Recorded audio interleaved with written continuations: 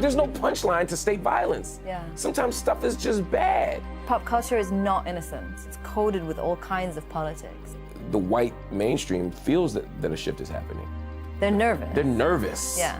I like my feminists sort of murder-free. Hi, I'm Mark Lamont Hill. I can help contribute to a conversation that will lead to an outcome that is freedom, justice, equality, and self-determination for everybody. I'm an academic, a writer, a journalist.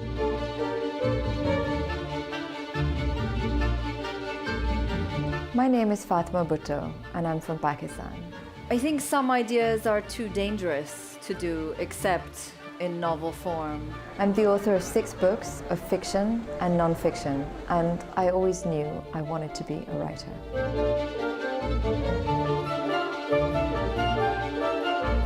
We have an opportunity. I remember seeing Mark's speech at the UN in defense of the Palestinian people, which got him fired from CNN shortly after. A free Palestine. I asked myself, what could I have in common with a member of the Bhutto family, a political dynasty in Pakistan? Her book, Runaways, is about Pakistan, but it's about much more than that. It's about the universal psychology of oppression. I read Mark's book, Nobody, about the injustices faced by African Americans, and I was struck by how much it resonated, because it spoke to me about my own country. So yeah, there's a lot to talk about.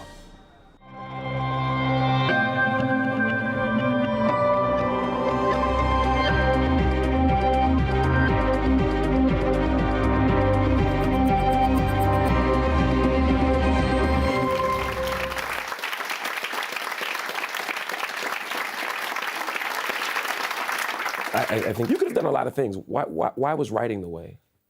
Writing always felt like the clearest way to talk about issues that I cared about and to explore things that disturbed me.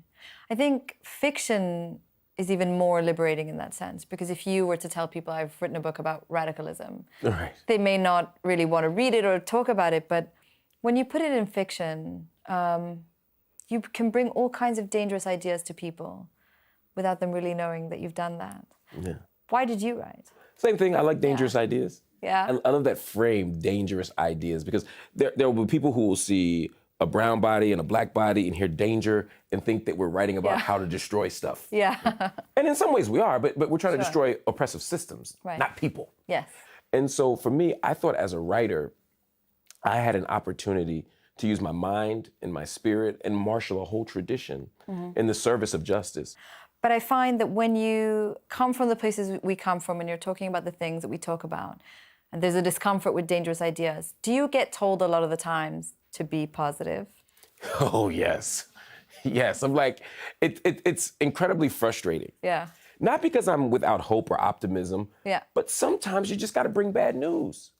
You know, I'm telling a story at the beginning of Nobody about a boy, Mike Brown, who was left on the ground for 4.5 hours after being killed by a police officer, after being stopped for jaywalking, for crossing in the wrong part of the street.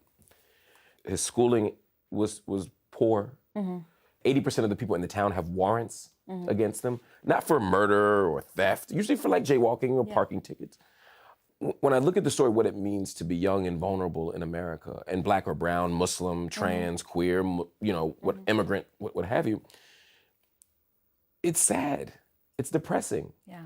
And editors say, you know, this is great stuff, it's powerful, it's informative, but I want people to laugh at the end. I need a punchline. Like, there's no punchline to state violence. Yeah. Sometimes stuff is just bad. Yeah. And we have to wrestle with it, and we have to sit with it instead of being titillated and stimulated and excited by it, or made to believe that the world is gonna just be okay. Yeah. Sometimes you have to let people sit with this misery. Some would say, though, you are a fiction writer. Yeah. This could end any way you want. That's true. It ends badly usually. That's what I'm saying. I read your other work, and it often ends badly. The book is great, but the story, but yeah, I mean, you leave us in this place. Yeah, but that's life, don't you think, Mark? That life doesn't end in this tidy way where everything is sorted and there's conclusions and people have closure. And so I think when you're writing fiction, at least, you have plenty of moments that are of joy and of beauty and of love, but sometimes the endings are as they are in life, painful. Yes. I love, though, that while the ending is painful, the journey there is not entirely so. And when I travel around the world, I see that. I see resistance, and I see joy in the midst of pain. Your books do that. Your books do that. One of the things I loved about your book and your writing is reading about you in Ferguson, protesting Mike Brown's death, and having Palestinians tweet you how to deal with tear gas. Yeah. Will you tell us about that? We were there at midnight one night in Ferguson, a few days after the killing of Mike Brown. Yeah. And then the next night, tear gas, even before the curfew, tear gas. And we started getting tweets, because the world was watching this. Yeah. And we started getting tweets from Ramallah, and they were like, run toward the wind.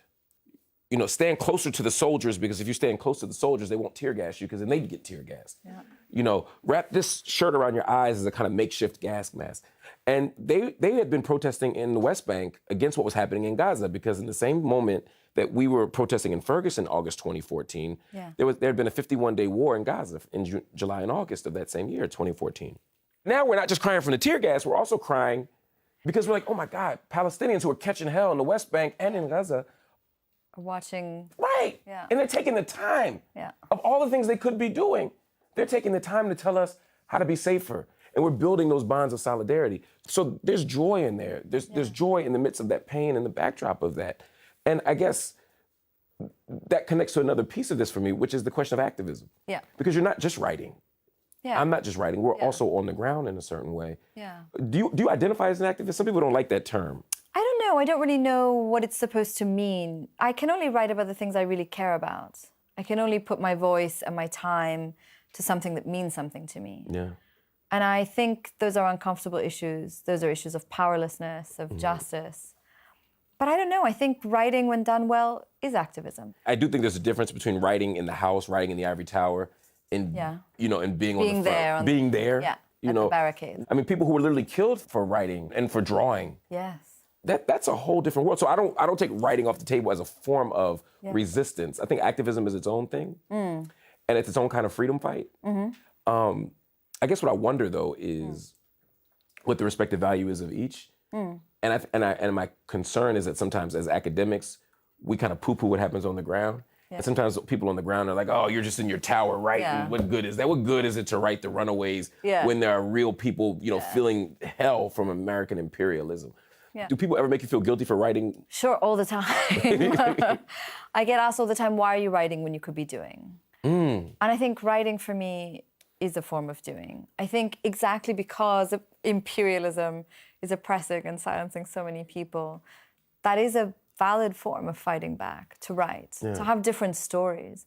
And I think it means something for those of us who come from the global south, for those of us who are Asian or Muslim, to see our stories reflected in fiction, in film, and not only in the news. Right. You know? Right. And not also from an Orientalist lens. Because we can watch Homeland. We shouldn't. Fair point. We shouldn't, but we can, and it's there. But I don't want to watch that anymore. I'm tired of that. For me, pop culture is not innocent, and it's not entertaining. It's coded with all kinds of politics. And we go to it innocently. Yeah. But of course, the people who are making and producing pop culture are not innocent. Exactly. And then when you watch that from a million miles away, that becomes your norm for who and what Black people are, or who and what Muslims are, or how they live, South Asians, etc. Exactly. I was born in '78, and I was growing up in the '80s and '90s.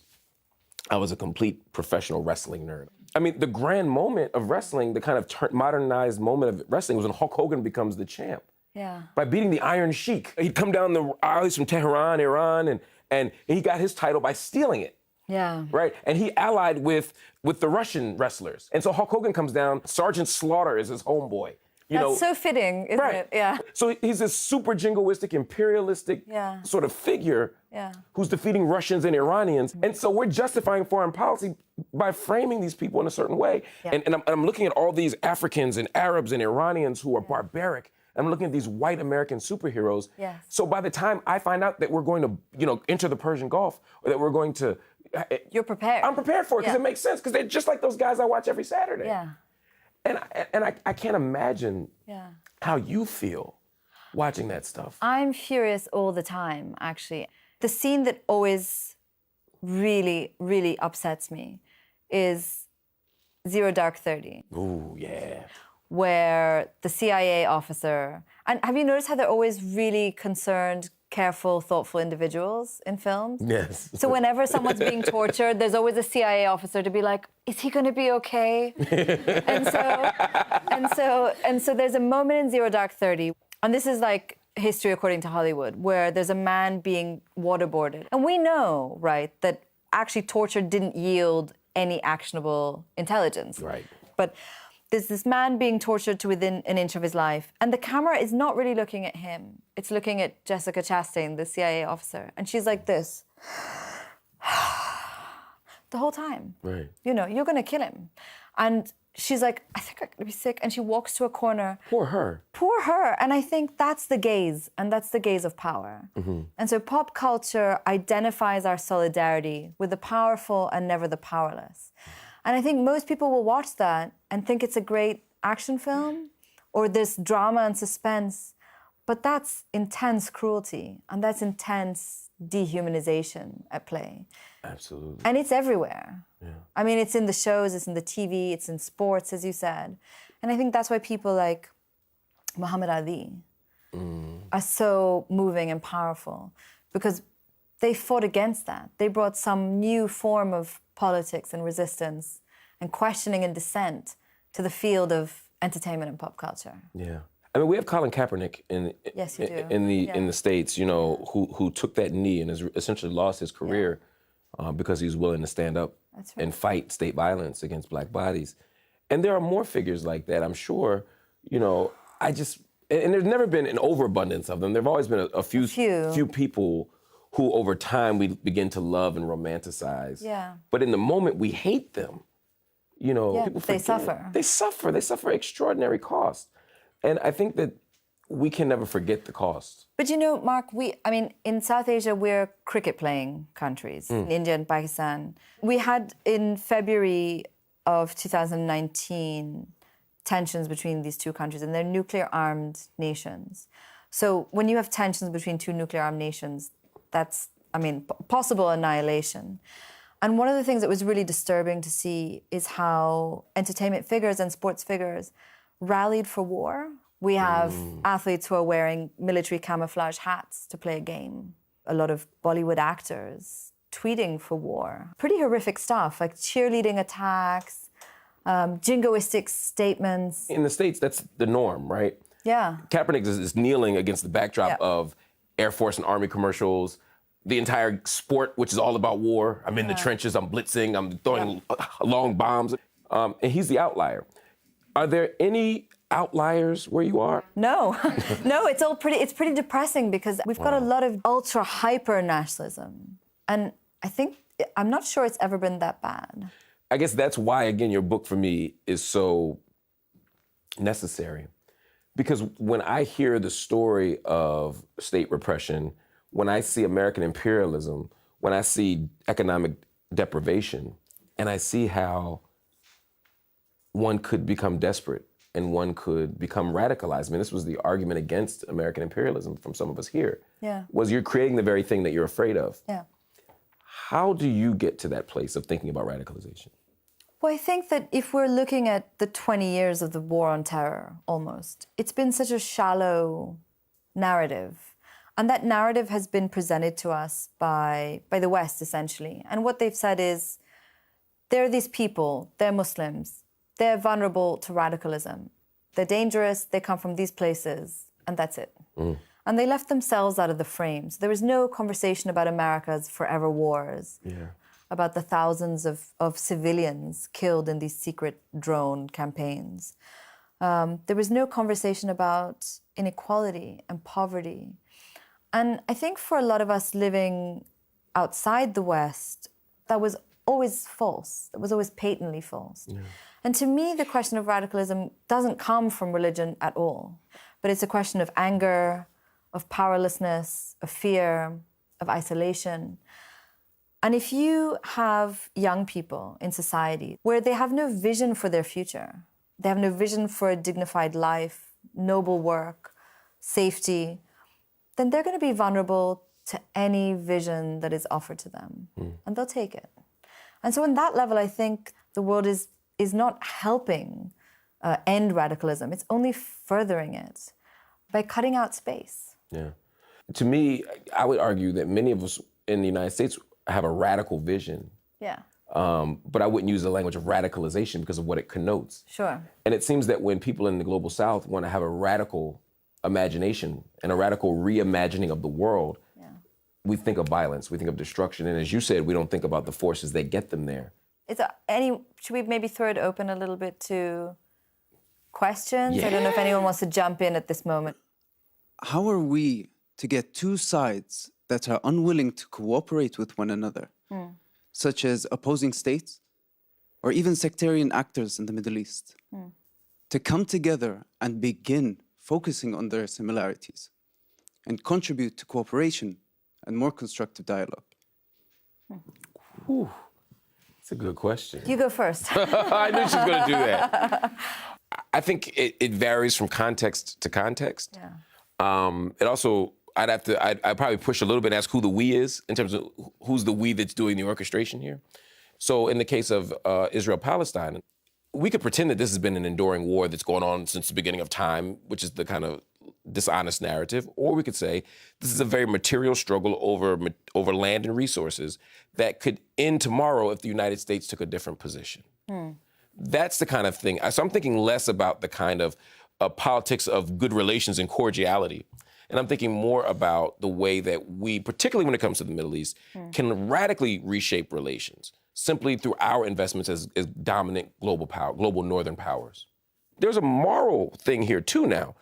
The United States could not just say, hey, we have control over Israel-Palestine, but to also say, we want a different outcome. We want an actual just, equal, fair outcome for everybody.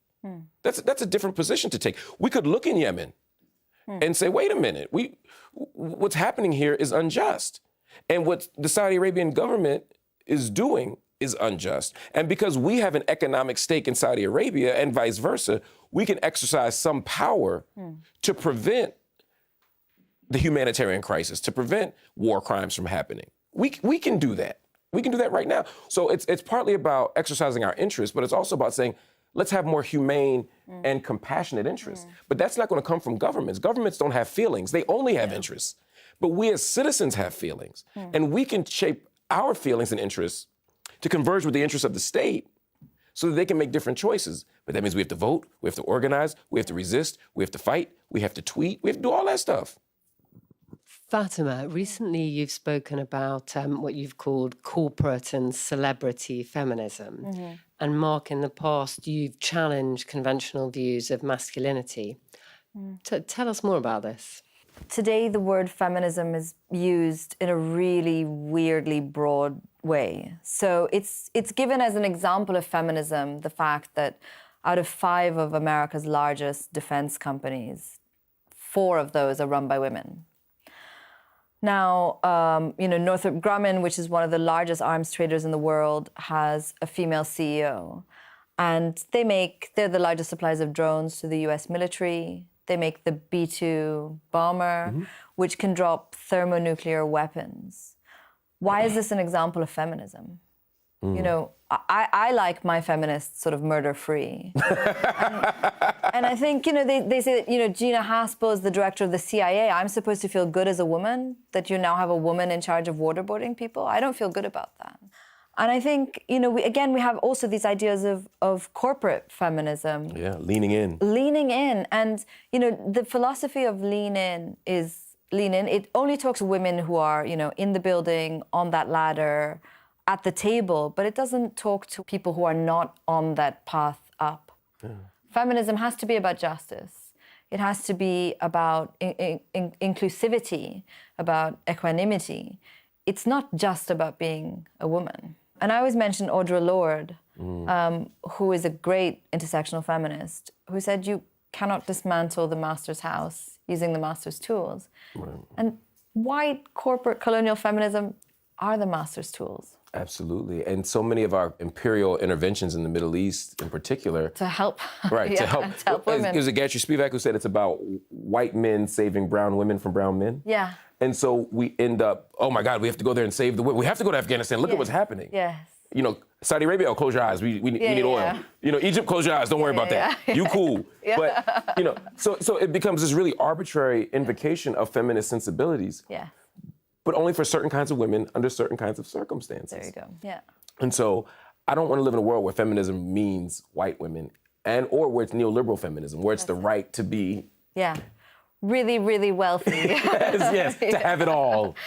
And I think the other problem with this, which goes to the piece about masculinity and manhood, I think, is that we also have to reimagine what counts as women's issues and men's issues in such a way that women have equal access, equal justice, and that we can look at the world not just through the lens of men and male identity, but also through women.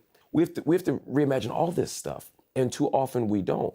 And the reason I say that is because there's a hashtag going on in the current moment that says men should not be deciding women's bodies. Men should not be making policy about women's bodies. Yeah. And I kind of agree with that. Yeah. But if you had a room full of women who were making the same bad choices, I also wouldn't feel comfortable. Yeah. So I don't want patriarchy and drag. I want a whole new world. Yeah. We've mentioned Colin Kaepernick. Now, Mark, you, in a way, kind of took your own knee for the Palestinian people. You lost your job at the CNN when you made your speech at the UN, speaking for the Palestinian people. I wanted to ask both of you what advice you have for people speaking up for those who can't speak against all kinds of attempts to silence and smear those words. Yeah, have a good savings account. I don't think we have the luxury of dividing our struggles. The same systems of patriarchy that oppress you and that oppress me and more, especially women in our country, they don't stop at nation. They don't stop at the border. Yeah. They don't go through checkpoints. Capitalism isn't limited to a region. It's a global system. Patriarchy is a global system. Transphobia is a global system. And so, or at least ideology. And so we don't have the luxury of not standing up for each other. I don't think that I did anything special by standing up for Palestinian people. I did what was right. And so I encourage everyone to live at these intersections, to think internationally, to have a global critique of power and to operate in that fashion. Be wise, be selective. Every moment isn't the moment to lose your job. You know, I didn't wake up that morning knowing I was gonna lose a job. I wish I could tell that grand of a story. Yeah. You know, maybe in the novel I'll write that, you know? But in real life, I did what was right and I was open to the possibility that bad things could happen or unfortunate things could happen. But I think at the core, we have to be committed to that kind of intersectional work. Yeah, that's beautiful. I think also the idea that of giving voice to the voiceless is sort of problematic because no one is voiceless. Yes. Everyone has voices and what you said is so beautiful because actually it's maybe just solidarity or being an ally or trying to do what we can to make sure other people have the voices we do. Yeah, that's the key. Yeah.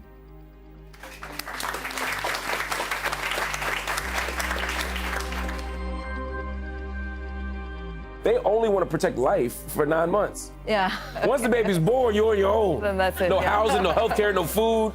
I cannot be assured of justice when I go to the police because the police are a part of a deeply personal injustice in my life. His hand's on his gun the whole time. I very much thought I was going to get shot. It looked like a bad movie.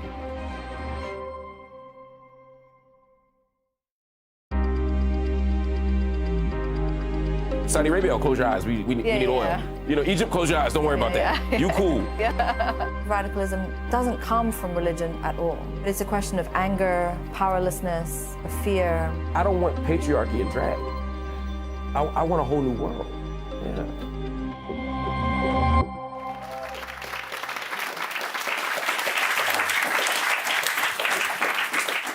You've written a lot about prisons. In Nobody, you've spoken a lot about it. And when I was reading your book, I was so moved by those sections. And I was thinking very much also about my country, about Pakistan. And Pakistan has sentenced someone to death at the rate of 1 person a day for the last 15 years. The government, after a really brutal attack on a school, the army public school in Pakistan, where over 130 children were killed, just brought back the death penalty. There had been a kind of unofficial moratorium. And the people who were being executed when the moratorium was lifted, in fact, were not terrorists or serial killers. They were poor. They were illiterate. They were from minority communities. In our case, there were some Christian men who were put to death, you know, under things like the blasphemy laws.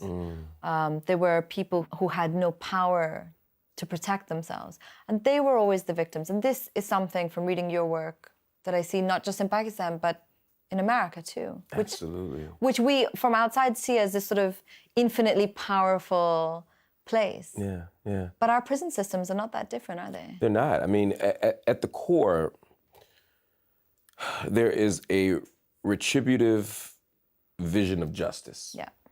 That says that justice equals punishment. That's right. And punishment equals confinement. And extreme punishment equals death. Mm-hmm. And we see that too often in the world.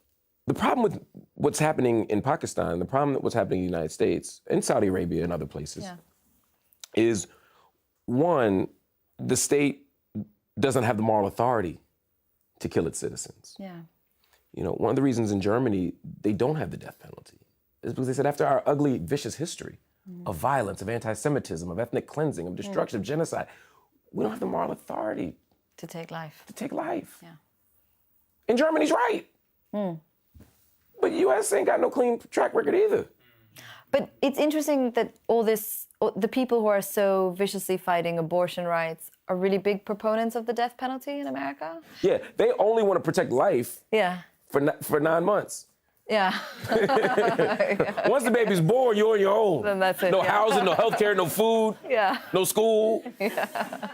Yeah, you're on your own. Yeah. Other thing is, does it work? Because the argument is that this will stop bad stuff from happening. If we just kill more people, Yeah. we'll stop stuff from happening. Yeah. You would think that if you impose the death penalty, that crime would drop. It doesn't. And then the other piece of it for me is we get it wrong too much. There are too many people who are wrongfully convicted, wrongfully charged on the basis of race, on the basis of class, on the basis of gender, on the basis of gender presentation, on the basis of sexual identity. So all that together for me is dangerous. And you have personal experiences with the reflexive racism of America's police. Yeah. I was dropping a friend off after a night of, I wish I could say I had wild, crazy nights, but we were playing video games. Okay. They can edit that out. Yeah, don't worry. right. Edit that out, people. Say how we were doing something fun, you know, something crazy, you know. Yeah. But no, I dropped him home. Officer stops me. I asked him why. He said, I'm not telling you. Got me out of the car, slammed me into the car after asking me where my gun was. He didn't ask if I had a gun. He just asked where the gun was, because apparently I just look like a person who carries a gun. I told him I didn't have one. His hand's on his gun the whole time, as is his partner. I very much thought I was going to get shot because it looked like a bad movie. Yeah. I've asked again, why am I being pulled over? He said, illegal discharge of a passenger. You would have thought I threw him out of the window, the way the officer. Yeah. I don't know any other way to discharge a passenger but to pull over, put the car in park, Say goodbye, unlock the door. yeah. I said bye. Yeah. Could have been a little nicer, maybe. He beat me in the game. Who knew? So, but other than that, like, there was nothing. Yeah. They went through my trunk. They went through everything. He was physically abusive, slamming me back and forth into the car. And ultimately, he didn't find anything but a checkbook that had Dr. Mark Lamont Hill on it. He asked me why I had a checkbook that said doctor on it. He said, where'd you get these? From the bank. I mean, Right. I mean, now this is the ignorance of racism, right? Yeah. It was more plausible to him that I had robbed a doctor with the same name than that you were a doctor. than that I could have a PhD, right? Yeah. This is the absurdity of it. Yeah. So at that point, he said, well, what do you do? I said, oh, I'm a PhD, I'm a professor, and I'm also a television personality. That's when the light goes off. Takes the handcuffs off, pulls me aside, puts his arm around me. Says, you know, I'm gonna do you a favor. I'm gonna let you go home. He said, but you're in the wrong neighborhood with that car. He said, I could lock you up for drunk driving, but I won't. Mind you, I hadn't had a drink. But that was like a veiled threat, right? Sure. And he thought the night was over. Yeah. I, of course, sued, and it turned out he had a long history of violence. He had shot a few people. He had corruption. He actually ultimately was arrested himself as part of a drug and prostitution scam. But if I had not had the power and the resources and the visibility to challenge him, I would have been one of the many people who also had come forward and had been ignored. Because in the city that I live in, and just like in Los Angeles and New York and many other places, the investigation of the police happens by whom? The police. Go figure. And they have a 98% clearance rate. Unfortunately, there are no mechanisms of accountability. I'm sure you witness the same kind of stuff. In my case in particular, my father, who is a member of parliament, was killed outside our home by the police. And there were about 100 policemen there on the scene. 7 men were killed. And the police left them to bleed to death on the streets. Great God. But the really tragic thing is that my case was not unique, in fact. At that period when my father was killed in the 90s in Pakistan, the police were engaged in what they called encounters. It just means extrajudicial killing. There were police officers who were encounter specialists, who were known for their amazing ability to find criminals and, accidentally shoot them in the back, let's say. Wow. And those policemen were never punished. They were never arrested. They were never demoted. In the case of my father's murder, the policemen were very senior and they are still employed today. And so that experience of police violence, and not just the violence, but having no recourse, having no access to justice in the face of police, is, I think, a very familiar one for a lot of people. I would even say South Asia, maybe, not just Pakistan. How do you engage that without feeling a profound sense of hopelessness? If I have a problem, Mark, I cannot be assured of justice when I go to the police, because the police are a part of a deeply personal injustice in my life, as are the courts, as is the state. But I think that's an experience that in Pakistan is applied pretty widely. It doesn't matter if you're privileged, if you have access to education or a voice, it doesn't matter. That violence is democratically employed against anyone who questions. Wow. Or who can question. Which I'm imagining can even further contribute to radicalization. If you have no faith in the state. Well, we saw that with the Taliban. Why was the Taliban, in Pakistan at least, why were they able to move so quickly? Because the state was just absent. But these sort of movements were not. They were there on the ground. They lived in these neighborhoods. They knew what people needed. We saw the same with education. So in Pakistan, we have a history of things called ghost schools, which means that governments will take millions and millions of dollars from Norway or Sweden or wherever to build girls' schools, let's say, and they will just pocket that money. And so you have a huge amount of illiteracy. But people will come in and set up, let's say, madrasas. And these are not just ordinary seminaries, but they teach kids how to read. So if you're a parent in a village in northern Pakistan, are you going to let your kid stay illiterate, or are you going to send him to a madrasa? You'll send him to a madrasa. So that's how, radicalism grows in a vacuum, I think, in a lot of places like Pakistan. Yeah. That makes it, or Egypt. We saw the Muslim Brotherhood in the 20s, Same Forward, in Egypt, and Hamas in more recent time. That public work and investment, whether it's orphanages, whether it's schools, et cetera. I think, again, the intuitive answer then to me is, if we wanted to stop radicalization, we could invest in the things that the vulnerable need. We could invest in schools and housing. We could invest in healthcare. We don't. And we could also bring people who live on the peripheries of our society into our society. So, in the case of France, which has suffered from radicalism, there's not a lot of conversation about the fact that a lot of people of, let's say, North African descent or Middle Eastern descent or Muslims are not included in the core of the city, of urban spaces, but relegated to these banlieues or the slums. And so they form this kind of outer ring of misery. You could bring them in. No, you could include them in life. And I don't think it happens. We have to figure out how to reimagine this relationship between margin and center. And figure out how to make this shift. And I think in some ways, at least in the United States, the white mainstream feels that a shift is happening. They're anxious about. They're nervous. They're nervous. Yeah. You know, they're nervous that there's more brown people. There's going to be a brown, black majority. They're nervous about the refugee crisis, as they call it. For them, the crisis is that refugees are coming. Isn't that amazing? Yeah. It's not that thousands of people have been dispossessed of their homes and their families. Right. It's that we have to deal with it. I also find it really interesting how language is used by power for racist means or other.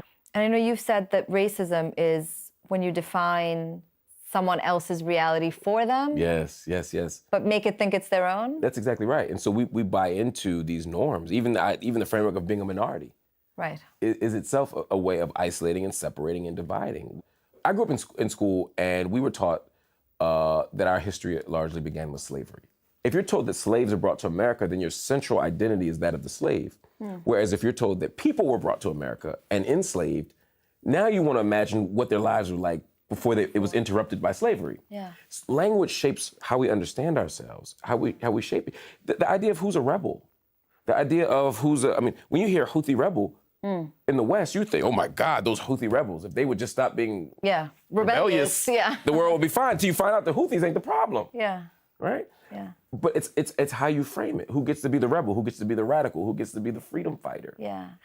So can I tell you, this is something that annoys me to the extreme, right? It's this language that's defined by the Western white world. So the thing I really don't like is people of color, because we're brown people, we're black people, we're Asian people, we're indigenous people, we're Aboriginal people, we're Latinx people. Yeah. Why are all of us people of color and they're just one color? They're just white. They're just white, that's what I say. Right. Shouldn't they be people of no color? Yeah, exactly. And that's the... Seriously. I'm here for that. I'll vote for that. That's my vote. You have my vote. And I find it also says that, like, I as a brown person have the same experience as an Asian person, or that an African American person will have the same experience as a Hispanic.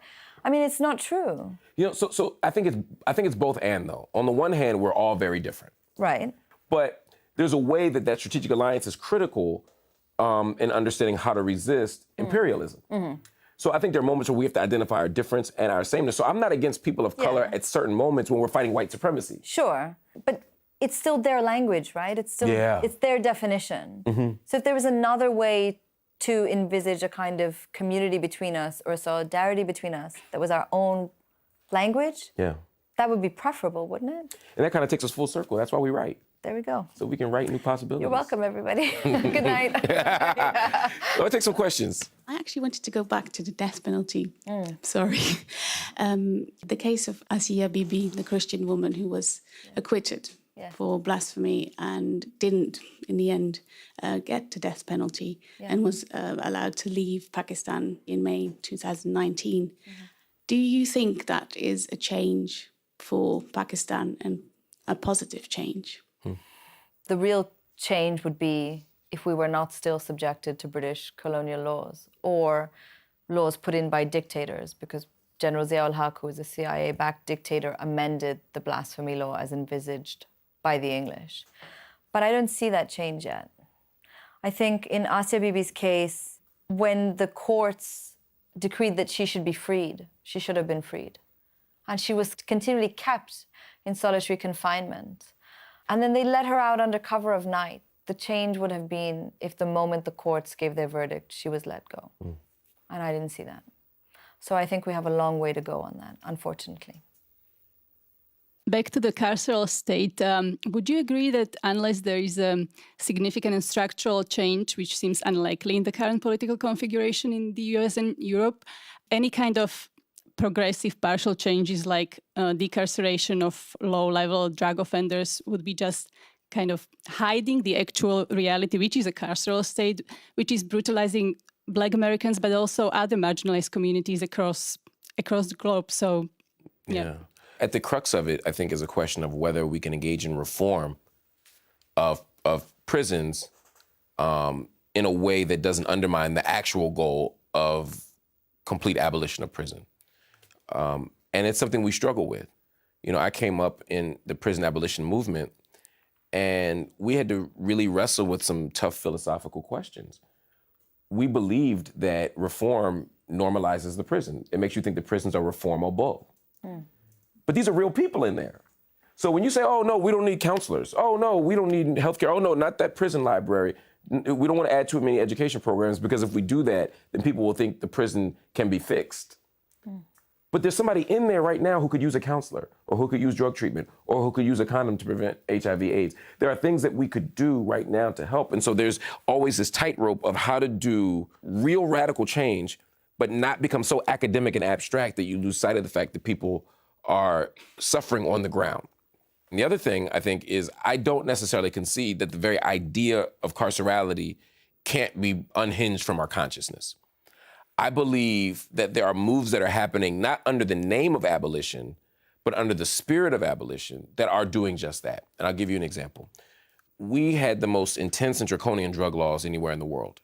The war on drugs begins in the 60s and 70s. By the time you get to the 80s, when crack emerges in America, we're doubling down on it. Reagan's doubling down on it. They're saying, just say no. But if you say yes, you're going to jail for a really long time. And if you say yes and you're black and you're brown and you're poor and you're doing crack rather than powder cocaine, then the punishment will be tenfold. Now white people are getting addicted. Yeah. Opioid addictions. And suddenly our moral compass is shifted. It's no longer pointing to the prison, it's pointing to rehab. It's pointing to medical treatment. We're not looking to the prison to solve the problem.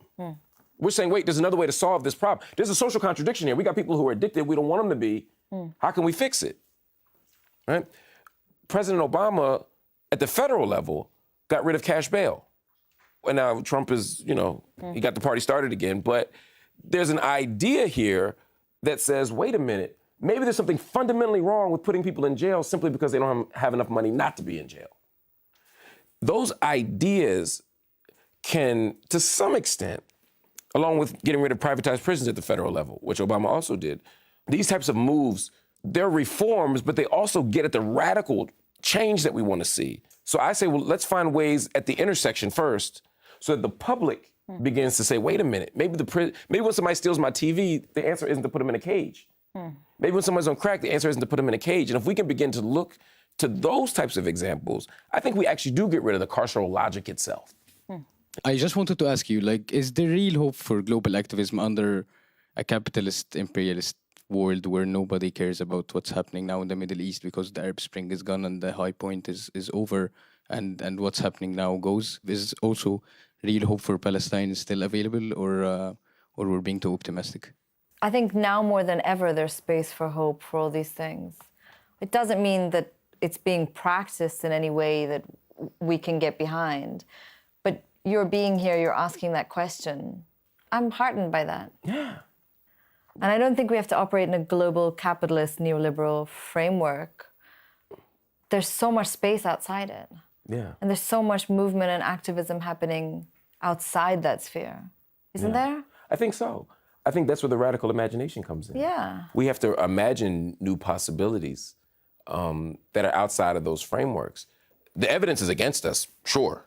I was in Tahrir last year, in Tahrir Square in Egypt, and I'm sitting there, and I'm like, wow, so much awesome stuff was happening here just a while back, and now the journalists are locked up. Has Abdel Fattah al-Sisi, has he destroyed and been successful at quelling the revolution? You could be depressed. You could stand in Jerusalem right now and say, oh my God, the embassy. Oh my God, Trump, Netanyahu, another term. And you could be depressed. Hope for me isn't about the belief that everything's just going to be okay. Hope is about the belief that despite the extraordinary odds that are against us, and the odds are against us meaning those of us who believe in justice, that despite those odds, we can still fight, we can still resist. We might not make any headway going this way, but we can stop it from going that way a little bit faster, and that will save a life. That will feed a child. That will stop a war. That will put a spotlight on misery. There are things we can do at every moment to resist. Can that happen within a capitalist framework? No. That's me speaking, no. But that's my point. Radical hope doesn't pretend that everything's just gonna be okay. It's like your novels. You don't let us off the hook. You don't let us think that we can spend our way to freedom, that we can vote our way to freedom, that we can two-state solution our way to freedom, right? you're daring us to imagine something else. What about time? I think also we always leave time out.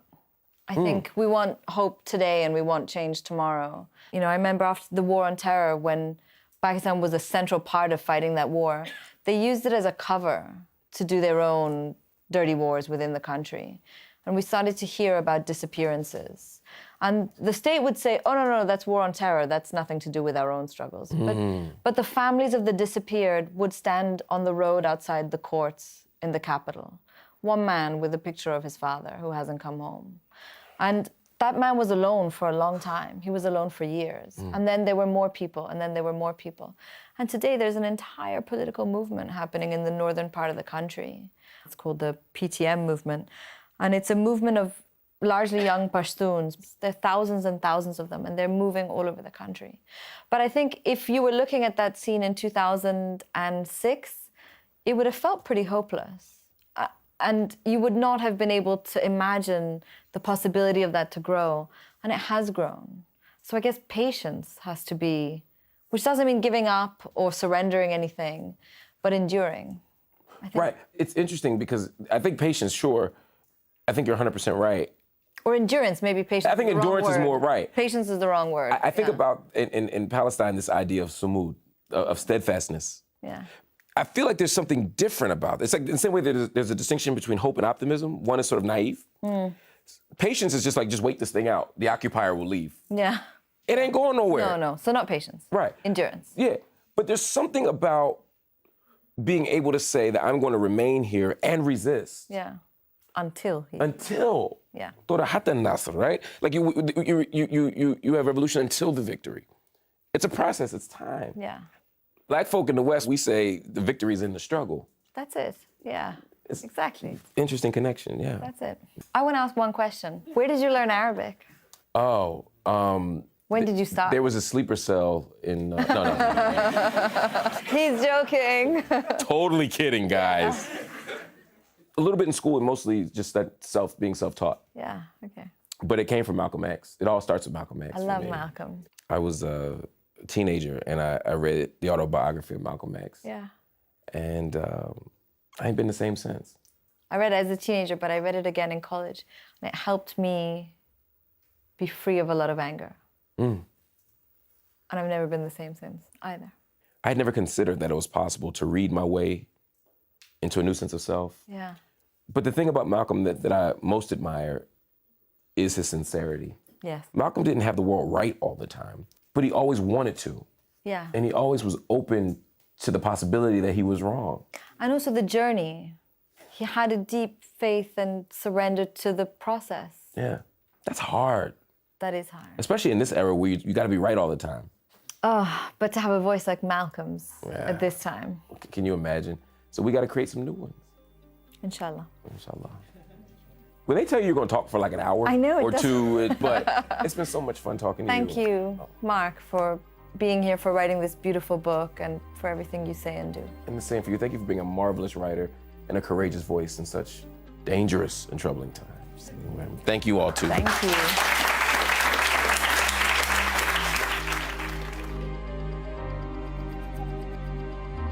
Sometimes we writers, I think we're really closet masochists. Our entire relationship with the past is full of ruptures. One of my guiding mantras is let nations die that humanity may survive.